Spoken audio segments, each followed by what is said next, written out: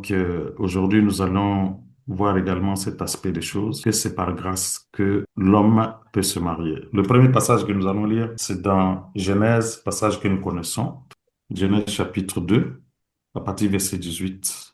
Tous. Genèse 2, chapitre 2, verset 18. Le Seigneur Dieu se dit, pour l'homme, ce n'est pas bon d'être seul. Je veux lui faire une aide qui lui convienne parfaitement. Avec de la terre, le Seigneur Dieu fait toutes sortes de bêtes sauvages et toutes sortes d'oiseaux. Il les a amenés à l'homme pour voir comment celui-ci va les appeler. Chaque Mhm. animal doit avoir le nom que l'homme va lui donner. L'homme donne les animaux domestiques à toutes les bêtes sauvages et à tous les oiseaux. Mais Mhm. pour lui-même, il ne trouve pas l'aide qui lui convienne parfaitement. Alors le Seigneur Dieu fait tomber l'homme dans un sommeil très profond. Il lui prend une côte et il referme la peau à sa place. Avec cette côte, le Seigneur Dieu fait une femme et il l'amène à l'homme. Alors l'homme dit, cette fois, voici quelqu'un comme moi. Tiens vraiment de moi par tout son corps. On l'appellera femme de l'homme parce qu'elle vient de l'homme. C'est Mhm. pourquoi l'homme quittera son père et sa mère pour vivre avec sa femme et les deux deviendront comme une seule personne. L'homme et sa femme sont nus tous les deux, mais ils n'ont pas honte l'un devant l'autre. Amen. Amen. Ça, c'est des vérités fondamentales qui sont déclinées dans ce passage. Si nous allons verset par verset, nous allons voir quelque chose.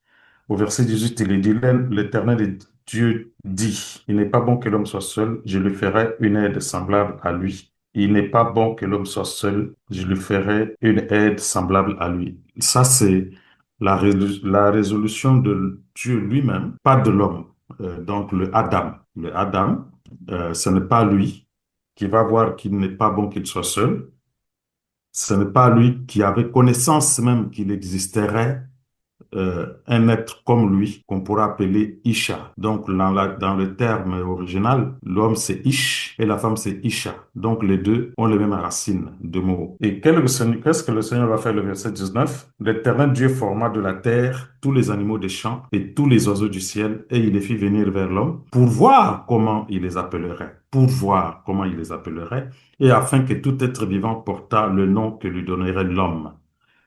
Et l'homme, verset 20, et l'homme donna des noms à tout le bétail, aux oiseaux du ciel et à tous les animaux des champs, mais pour l'homme, il ne trouva point d'aide semblable à lui. C'est comme si le Seigneur va donner un travail exprès à l'homme de pouvoir nommer les animaux, de pouvoir nommer tous les oiseaux du ciel. Et l'homme va le faire. Et en le faisant, une chose qui manifeste ici, il ne trouva point d'aide semblable à lui. Et quand nous voyons ça déjà au verset 18, c'est lui qui a fait le constat de ça, c'est Dieu. Et pour pousser à l'homme de constater, lui, Dieu va lui donner à nommer les noms. Et en nommant, il va maintenant lui aussi se rendre compte qu'il n'a pas d'aide semblable à lui. On pourra dire que c'est l'homme qui l'a fait, non, c'est Dieu qui l'a poussé. Dieu a constaté, pour pousser l'homme à ça, il va lui donner un travail de nommer les animaux et de nommer le bétail et de nommer les oiseaux. Et en faisant ce travail, il va se rendre compte. Et donc, verset 20 nous dit, et l'homme donna des noms à tout le bétail, aux oiseaux du ciel et à tous les animaux des champs, mais pour l'homme, il ne trouva point d'aide semblable à lui. Alors, verset 21, l'Éternel Dieu fit tomber un profond sommeil sur l'homme. L'homme n'a pas demandé. Regardons très bien. L'homme n'a pas demandé à Dieu. Ah, maintenant, tu m'as donné de nommer le bétail, les animaux, les oiseaux, mais je n'ai pas trouvé d'aide. C'est Dieu qui le pousse toujours. Au verset 20, 21, on nous dit maintenant, c'est Dieu qui fit tomber un profond sommeil sur l'homme qui s'endormit, il prit une de ses côtes et referma la chair à sa place. Le Seigneur va entamer une opération sans que l'homme ait demandé, retenons ça. Il n'a fait que constater, et je le prends. Comment il a constaté? C'est Dieu qui l'a poussé à constater, n'est-ce pas? Et le Seigneur, pour répondre à ce besoin-là, qu'est-ce qu'il va faire? Il fait tomber un profond sommeil sur l'homme, et l'homme qui s'endormit, et il va prendre une de ses côtes et refermer la chair à sa place. Le Seigneur va faire endormir l'homme, puis il va prendre sa côte, et puis il va former la femme. Quand il forme la femme, le verset nous dit ceci, verset 22. L'Éternel Dieu forma une femme de la côte qu'il avait prise de l'homme, et il l'amena vers l'homme. Et nous retenons aussi, c'est lui qui forme la femme, et il l'amène vers l'homme. Dans tout ça, l'homme n'a fait aucune démarche, qu'une démarche. Verset 23, et l'homme dit, voici cette fois, celle qui est os de mes os et chair de ma chair, on l'appellera femme parce qu'elle a été prise de l'homme. L'homme, en se réveillant, Dieu va envoyer la femme vers lui et il va s'écrier comme ça. Au verset 24, alors il dit, c'est pourquoi l'homme, nous maintenant nous tous, quittera son père et sa mère et s'attachera à sa femme et ils deviendront une seule chair. Adam, en se réveillant, il va constater qu'il y a une femme, os de ses os, chair de sa chair, et il va maintenant dire une parole prophétique au verset 24. C'est pourquoi l'homme quittera son père et sa mère et s'attachera à sa femme et ils deviendront une seule chair. Et cette parole prophétique, c'est comme elle est poussée par l'œuvre que Dieu venait de faire. Et Adam va prononcer, il est le premier homme, il va prononcer pour tous les hommes qui viendront après lui, tous les hommes de la terre, et que ces hommes-là auront une chose à faire, ils quitteront leur père et leur mère et s'attacheront à leur femme et les deux deviendront une seule chair. Ça, c'est, si vous voulez, tout homme, tout garçon qui est né, il a ça en lui. À un moment donné de sa vie, il aura le désir de quitter son père et sa mère pour aller s'attacher à sa femme, pas à une femme, à sa femme. Il est dit, l'homme quittera son père et sa mère et s'attachera à sa femme, pas à une femme, pas à des femmes. Et ils deviendront une seule chair. Ce passage biblique nous montre que, le mariage est établi par Dieu. Dieu crée l'homme et Dieu lui fait une femme. Il constate lui-même qu'il n'est pas bon que l'homme soit seul. Il va lui faire une aide semblable et il pousse l'homme à donner les noms aux animaux et aux oiseaux. L'homme va donner des noms et il va constater alors que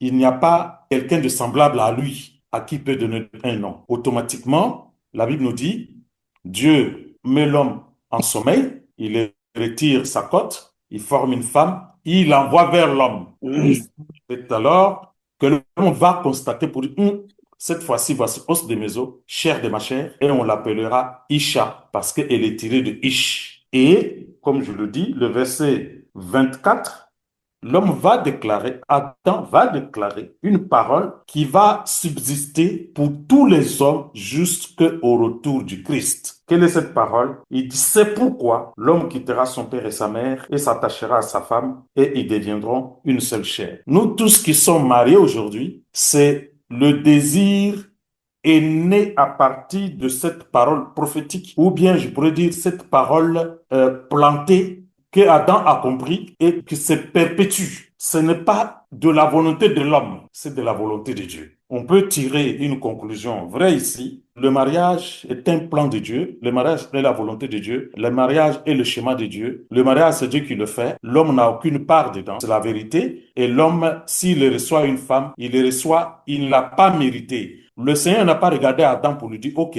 Adam, il est bien, c'est un bon monsieur, il ne ment pas, il ne vole pas, il n'est pas paresseux, il ne travaille pas, ou bien il travaille, il est, et donc je vais lui donner une femme. Tout ce qu'il a constaté, qu'il n'est pas bon que le Adam soit seul. Mais il y a une vérité spirituelle que la Bible nous montre que quand Dieu créa Adam, il les créa mâle et femelle en même temps. Ça, c'est la vérité biblique. Il les créa mâle et femelle en même temps. Et quand il crée mâle et femelle, le Adam, la terre en question, à un moment donné, il va dire qu'il ne faut pas que ce Adam soit unique. Dans la tradition vraie, pas qu'il soit seul, mais qu'il soit unique. Et qu'est-ce que Dieu va faire? Il avait ça dans son plan, qu'à un moment donné, il va détacher le mâle et de la femelle. Et ce qu'il va faire ici, il va endormir le Adam et il va sortir la femelle qui est appelée la femme ou bien Isha. Ce mystère-là ne dépend pas de l'homme. Ce mystère dépend de Dieu lui-même. C'est son plan.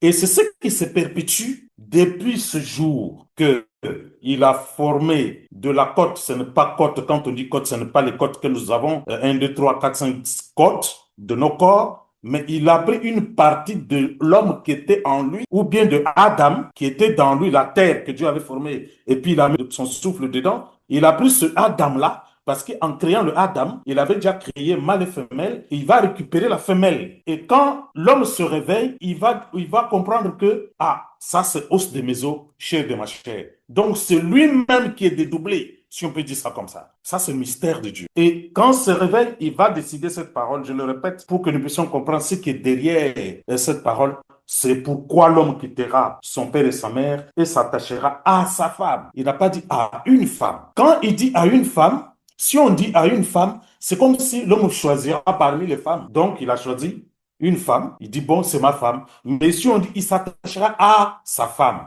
C'est comme si cette femme-là existait pour lui déjà. Il va s'attacher à sa femme.